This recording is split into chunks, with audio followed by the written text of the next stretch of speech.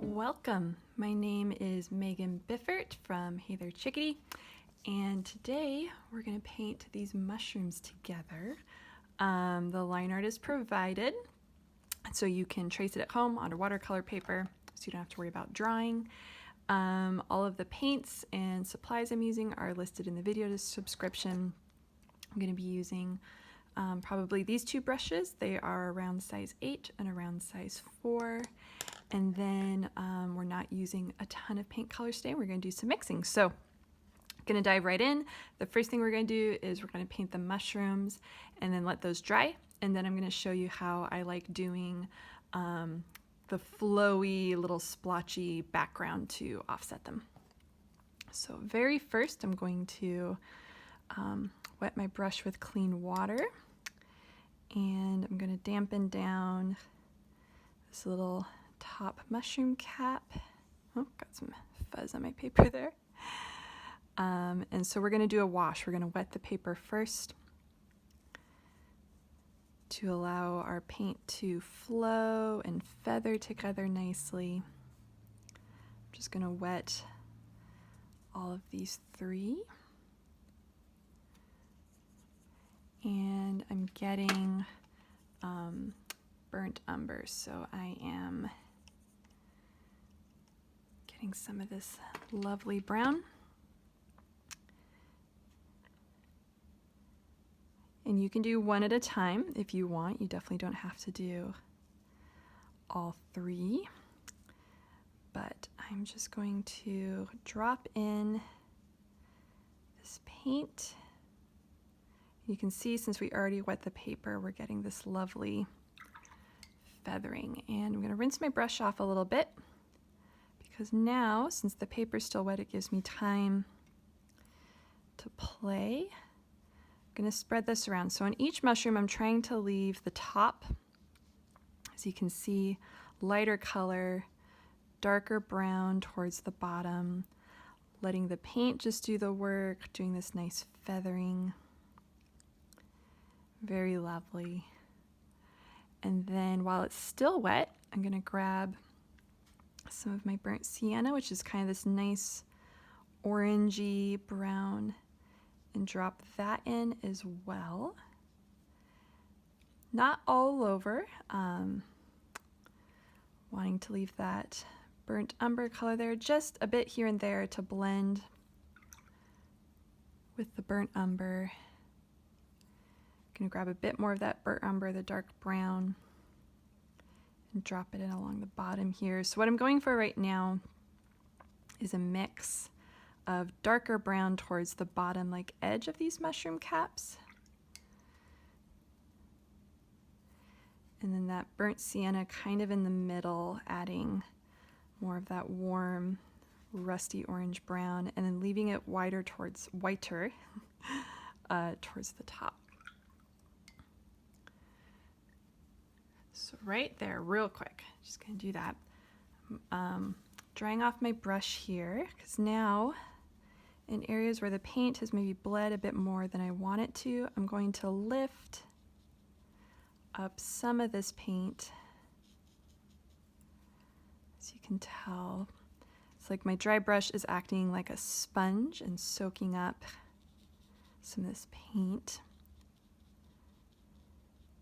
lifting it up off the paper. This is a really great technique for softening your edges. And here the paint didn't spread as much as I wanted, so I'm wetting my brush just the tiniest bit and softening that edge.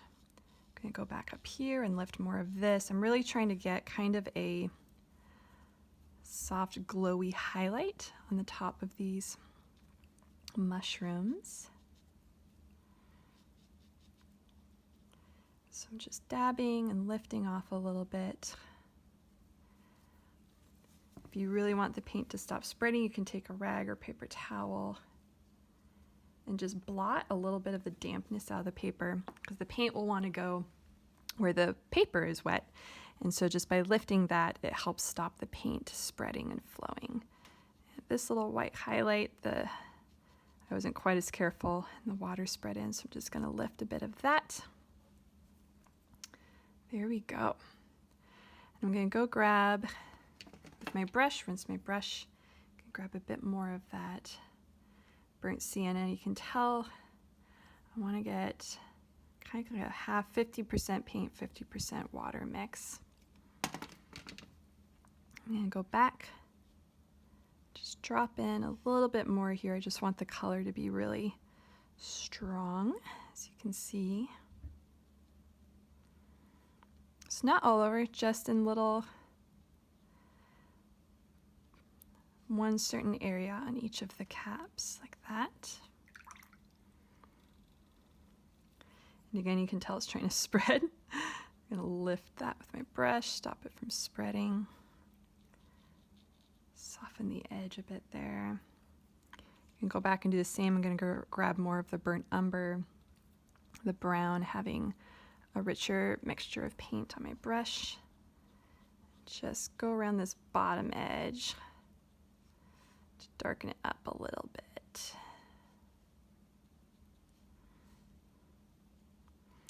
My paper, it's still a little bit damp, and that's why it's feathering. You can tell it's kind of spreading and feathering up a little bit. And as you do this, it's just beautiful. You can see how the colors blend together and spread up like that. And I'm just going along this bottom edge to get that darker kind of ombre effect going up.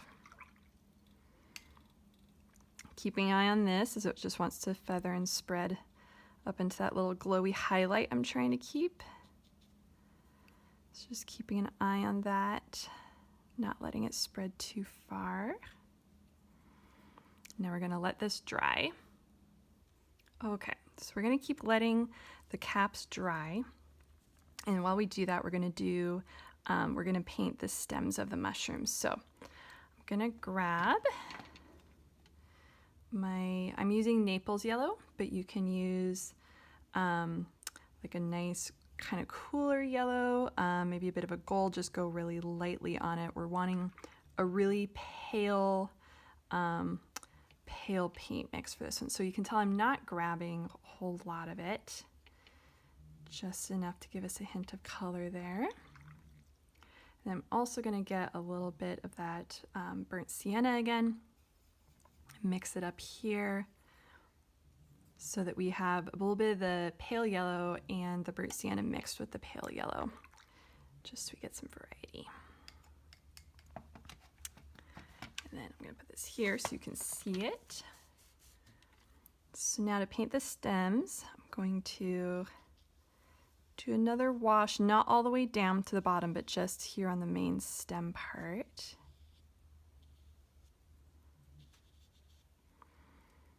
And I'm going to grab that pale yellow and just sweep it down. Not all the way to the bottom, just doing the stem here. And I'll grab a little bit of the burnt sienna mixed with the pale yellow, and on the right side of the stem, sweep that along so that it will blend from right to left. There we go. And if it's places a little more than you want, you can lift it up with your brush again, like we did earlier. There we go. Gonna rinse my brush off. And now I'm going to mix that. I'm gonna mix up a dark shadow mix or dark rich color mix to do kind of the little dirt clumps and veins that are often on the bottoms of mushrooms when you pull them up, if you've ever pulled up a mushroom. So I'm going to grab that burnt umber brown,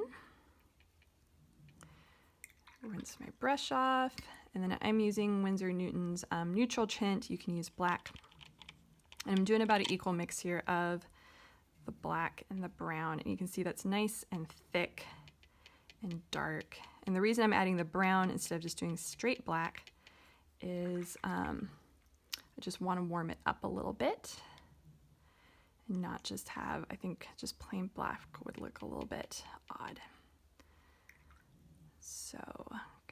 bit more of the brown. There we go. Okay. This over here. So going back, so we didn't do a water wash on the bottom of the mushroom, so it should be dry, which means we should be able to color in these dark spots and have nice, clear, sharp lines that they won't bleed and blotch into the parts that we did above. And then I'm just going to kind of do some things like this. Here you can just take your brush and kind of splotch and dot around.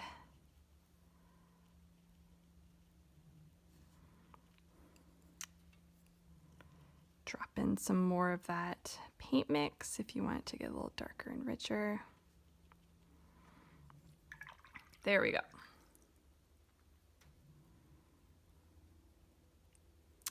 And then our mushroom caps, you can test them with your finger, but they should have dried pretty well by now. So now we can go back and do a little bit more detail work, which is always my favorite. So I'm gonna grab with my brush some more of the burnt sienna. And I want this to be not super thick, so maybe like 30% paint and the rest water. And we're just gonna kind of do some shapes, the cap, like this. And what this is we're layering the paint. I'm gonna soften this upper edge a little bit, just layering the paint a bit.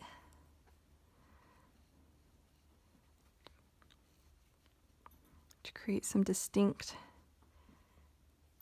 shapes that mimic the curve of the mushroom cap. So not covering the whole thing. And I'm gonna grab a little bit of that shadow mix I just did, the dark brown and the black, mixing a fair amount of water in so it's not super dark. And maybe go back along here. You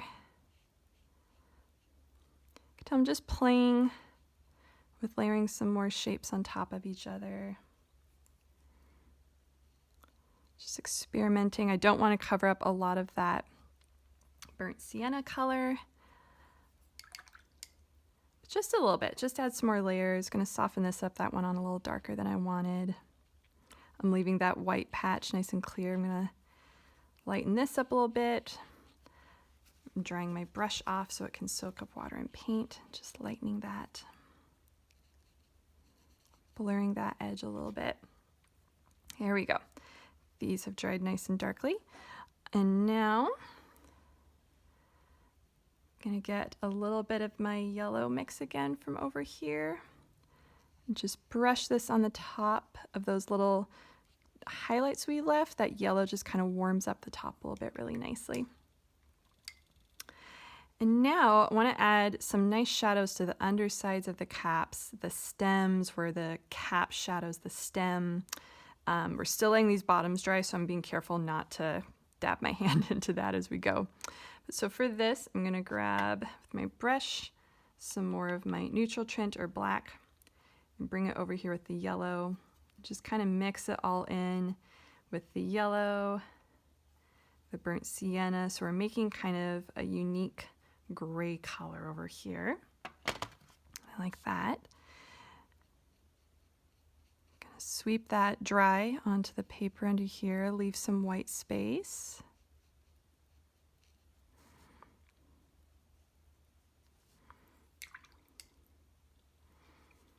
And I'm drying my brush off again. I'm just gonna smudge, blend this a little bit. I don't know if you can hear my brush scratching. Wet my brush a little bit. You just want enough to be able to play and soften that edge underneath the mushroom cap a little bit. Gonna get some more of that gray mix. Go here on the stem, so creating the idea of a shadow here. just the first light layer. We're going to do some here as well. And because these stems have dried, it's nice. You can have this nice clear shape of the shadow on the stem. I'm going to take that around the right hand side, just lightly along the stem there.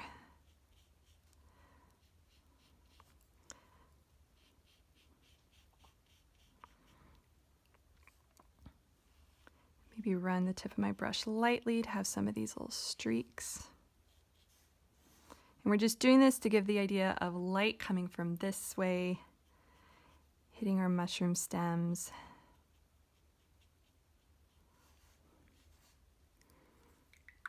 And just already adding those shadows, I feel like every time you add the shadows, you get more of that sense of depth. I'm gonna go grab a little bit more of this black mix that has a little bit more of the black, and it's a little cooler, you can tell, than the gray. I'm gonna go back up here and darken up the shadow under the cap. Grab a little bit more black, and that's definitely more of a black, and I'm gonna take this and just go right under, on the stem, right under that edge. And because our first shadow is still a little wet, you can tell it blends a bit there. But I just want to darken the shadow there under the cap.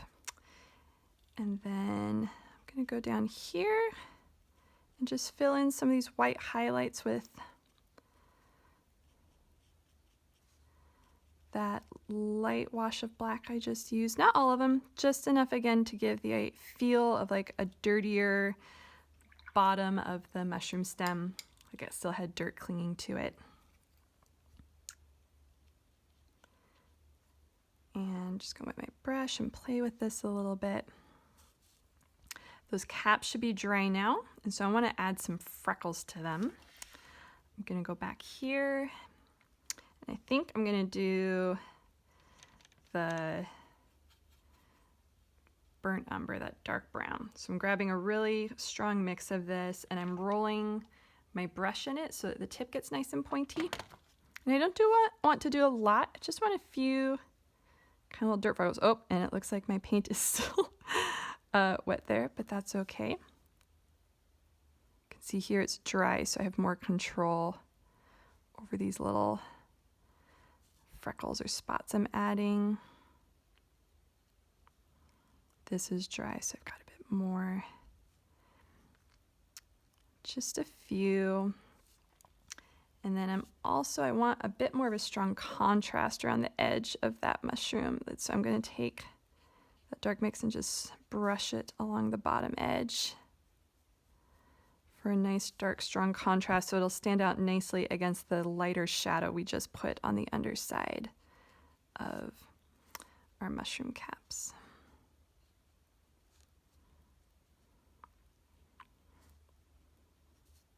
I'm brushing up a little bit at the corners here. It helps with that feeling of roundness.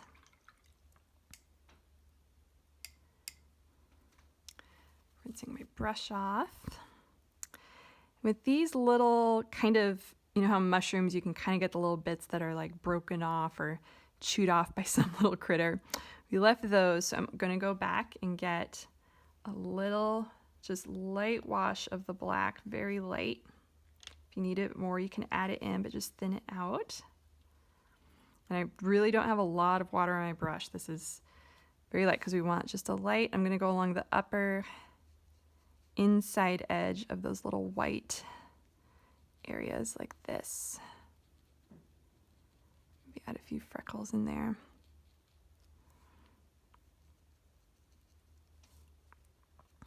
This one I got a bit of water in, so I'm going to fill that one in.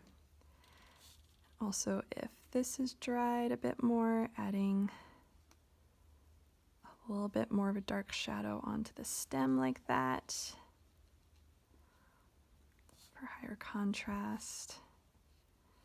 Maybe a little bit here along the under edge of the cap.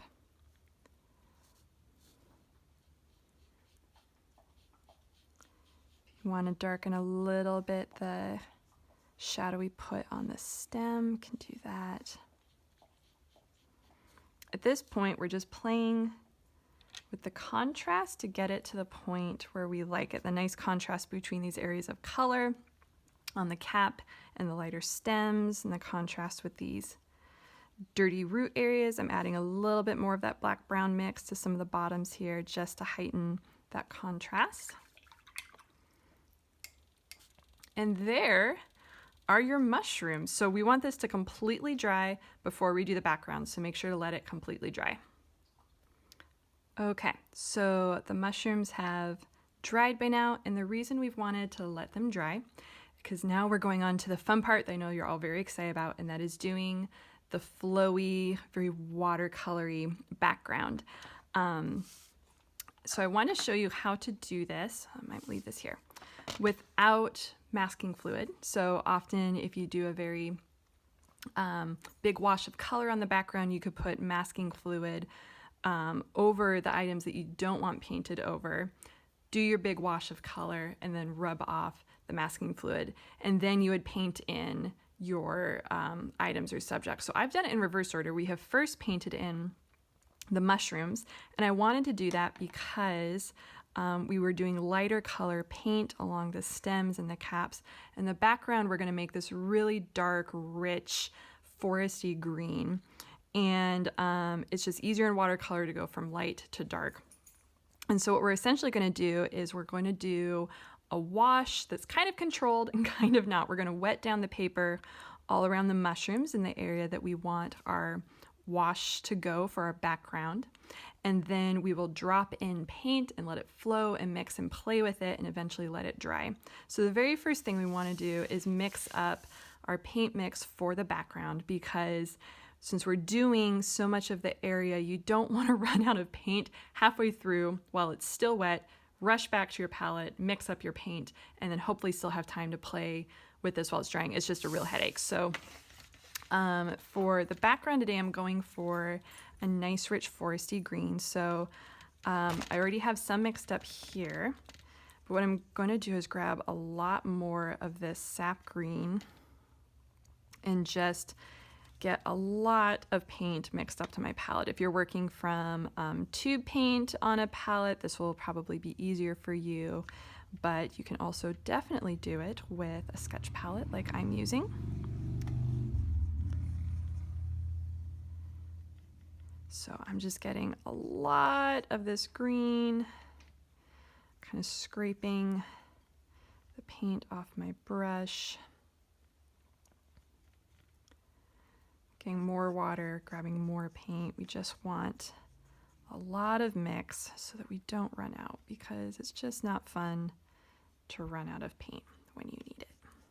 And the reason I'm getting so much is because we want our color to be very saturated, very rich, which means we're going to use a lot of, we're going to have a heavier, higher paint to water mix on our brush. We're going to have more paint, less water than maybe we did like on our stems. When we did this, we had a lot more water and a lot less paint because we wanted a very light color and saturation. But we're going opposite this time. So rinsing my brush off, getting some more clean water. I'm gonna grab my neutral tint or black, just mix all this up. So you can tell just by looking at it, it's more, there's a lot of pigment mixed into that paint mix. I'm trying to get as much off my brush as I can before I rinse it. I'm gonna rinse it. And then a fun tip to make your greens a little bit more on the olive side, a little bit warmer, is to add in something in the red, yellow area or orange. So I'm going to pick up some more of that burnt sienna that we used earlier. And you can just see how that warms up that green mix. And this is so much paint. Okay. So just to show you, this is how that color looks. This is it when it's dried, but that was a lot of pigment brush. You can see how rich and dark almost like an olive green it is. So that's what I'm aiming for. Your mix can be a little bit different. That's a lot of the fun. So I'm gonna put this close.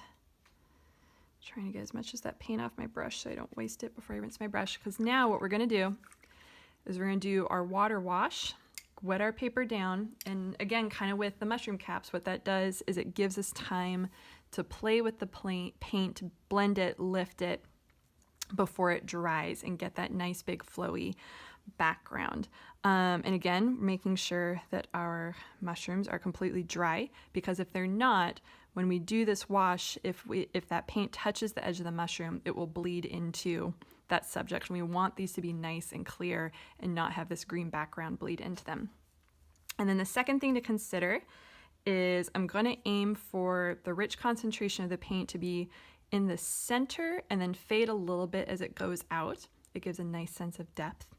And then the third thing is just being very careful where I wet the paper as it gets close to the edges. So a really good trick is if you are a little nervous about your ability to have clean edges and not overlap the lines, is as you wet it, I'm doing this with a dry brush to show you. As you wet it, you can brush it very close to the edge, but you don't have to get right up to it, because then when you drop the paint in, you can take your brush and then that is when you can just kind of tap it close to the edge.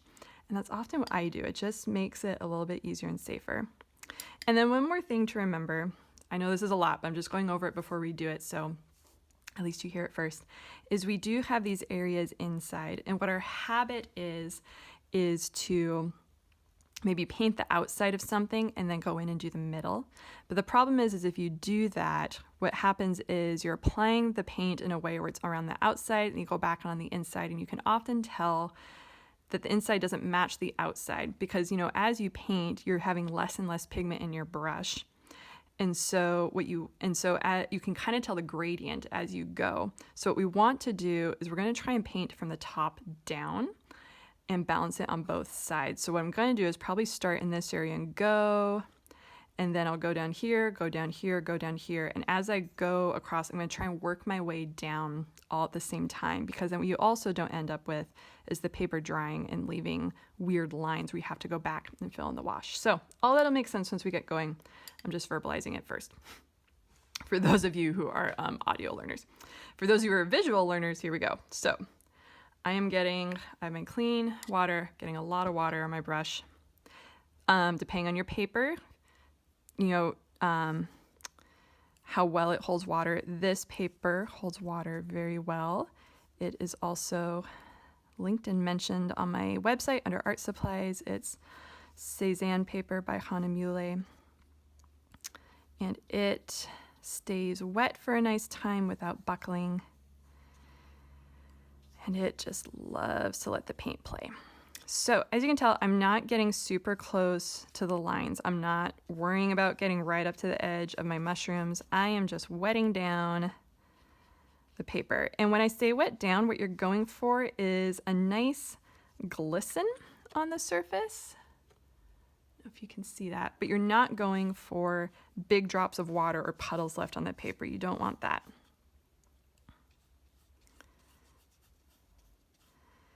And you may have to go back, depending on how much your paper soaks up water, and re-soak some areas. You can tell I'm having to go wet my brush again a lot, and that's because this paper is just soaking up the water. And you may have to re-wet it depending on how fast you go. You may have to re-wet it as you go down. Say you're painting up here and it starts to dry up down here. That's okay, you can re-wet it. We're just, in case you happen to be able to go fast, we're just gonna do this all now. Okay, so then right away, I'm gonna go grab a lot of this paint and just drop it in. Go kind of in a random pattern. You can tell I'm not going super close to the mushroom caps right now. I'm just following their outlines, and this is just to get our base in and going. And now what I'm going to do is I'm going to go carefully, and I'm going to sweep along the edge of these mushrooms and get that green mix right up close.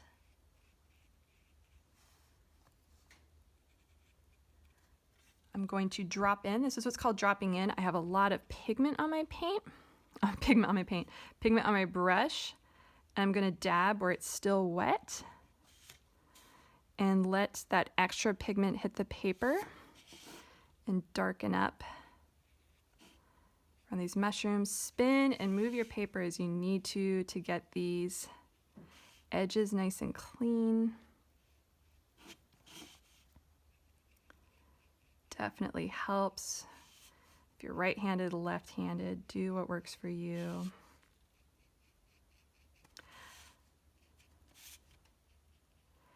And what I'm going to do is I'm going to go down this mushroom. And when I'm about halfway through my whole page, I'm going to turn my attention quickly. Going to drop in some more dark paint here. Grab a bit more water.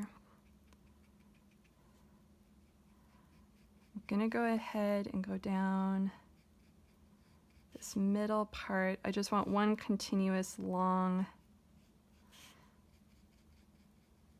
color area down through here. And so if I just do it in one clean sweep, and you can tell it's not feathering down here at the bottom because the paper has dried more. That's okay. Just gonna rinse my brush a bit, add some water, and let it puddle. And then now I'm going to wet this edge too, just to keep it a little bit flowy and give me more time to play. And then now is when you get to play a little bit before we keep going. So one thing you can do is I'm going to grab some burnt sienna here real quick, just a bit, and I'm going to drop in just a couple of dots of burnt sienna just to warm this up a little bit. I'm also going to take my brush and just lift, play with the edges a little bit, lighten some areas, kind of clean some areas up. If you blot it, it will stop the paint spreading, so you can see that kind of gives me a nice clean edge. And I'm actually pretty happy with that. So now I'm going to go real back quick, turn my attention. I'm going to go back to adding more of that dark green wash. I'm going to go down the edge here. And you can already tell I'm running out of paint mix. I did not estimate enough, but that is okay. I can and play with your edges here, like the shape of what you want this outline to look like. And to give myself some time, I'm gonna wet these edges while I mix up a bit more paint mix. I'm gonna maybe soften this, not everywhere, but just kind of give it some room to feather and spread. And then real quick, what's nice is I already know the mix I had earlier. I had the sap green and neutral tint and the burnt sienna. This is not ideal, but it's okay. This does happen. Might add a bit more green to that.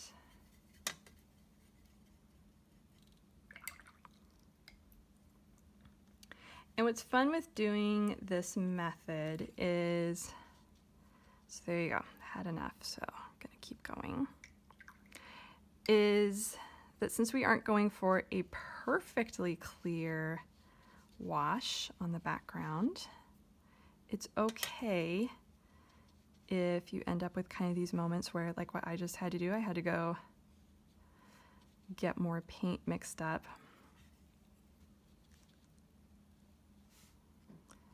And it's okay if you can kind of tell that that happened, because I'm gonna leave this lighter. Color in this little spot before I forget.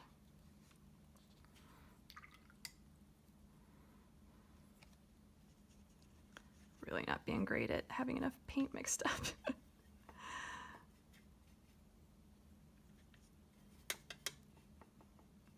So So at this point, we have our whole background laid down. And now is when, before everything dries, and as things dry, you have a bit of time to play with adding different textures. So I'm going to drop in a bit more. I really like, as you go along, dropping in more paint to really richen up and darken up the pigment in areas. And as you can tell, as I'm dropping it in at different times as it's drying, it leaves a different look. You know, if I'm dropping in paint here, it is not spreading as much as it is down here. And that's okay. That's part of kind of the fun. I'm going to lighten up some areas here. Another really fun trick is if you get clean water on your brush. I'm getting clean water here, taking a lot of it off. And then if you just drop little dots of water in places where the paint hasn't fully dried, like here, you can get these lovely, I call them stars. To me, they just look like stars. You can see how they're blossoming and how it's different depending on where you put it. The paint had largely dried up here, so that star, if you want to call it that, is not spreading as much as it does down here. But that's what's kind of fun, is playing around with these different techniques. Now there you go. So I'm going to maybe add another star there.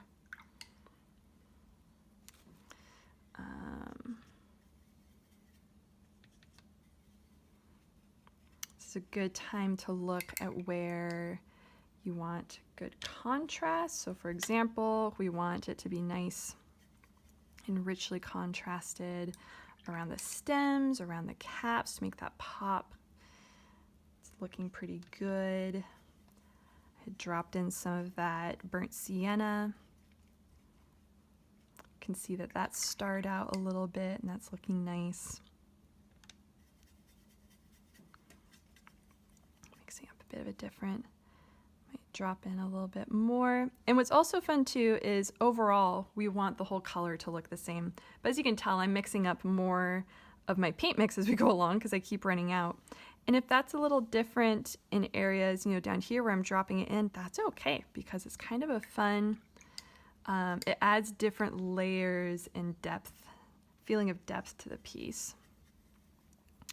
Now, these areas have in large part dried, so I'm going to add, and this is where sometimes it helps to have a test piece of paper to see how opaque your paint is. I want this to be kind of a lighter mix, so that looks good. And I'm just going to do kind of some little circly dots, not quite splashes, but just kind of added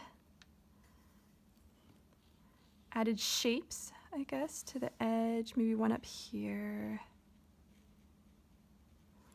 And as you can tell, as this is dried again, the difference between how that blended in with this large part down here because it's still wet versus up here it's sitting on top. We're glazing over that first layer of paint that is dried and adding some of these new shapes and layers. I like that. I'm going to leave that alone.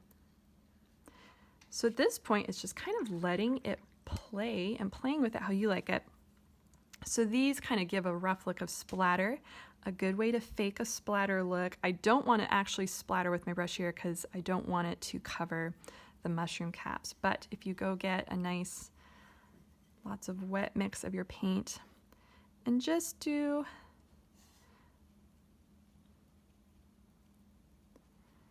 a few different size dots like this. And again, playing around with where you drop them in, whether it's on wet paint, whether it's on dried paint. Rubbing your brush around a little bit just to make them different sizes. Aiming for a bit of a random look because that's how they would have looked in real life if we had actually splattered.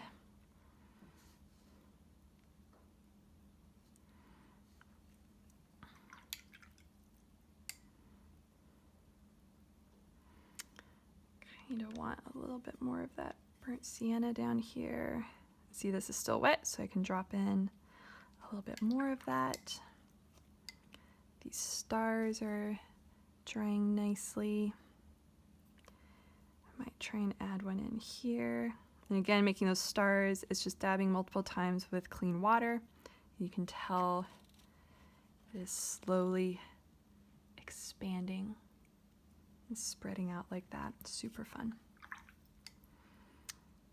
And now I'm gonna take a moment, pause, look at it, and decide if I'm happy with it. And if you're happy with it, with the little details, the color, how things have feathered. I mean, right now you could still maybe play a bit with the edge, wet it, soften it. But for the most part, I think I'm happy with that. And what's fun is it will continue to change as it dries, right? I mean, you can tell like these stars keep expanding, things are darkening or lightening as they dry, and that's a big part of the fun, I feel like, with watercolor, is until it's fully dry, you don't really get to see what you've created.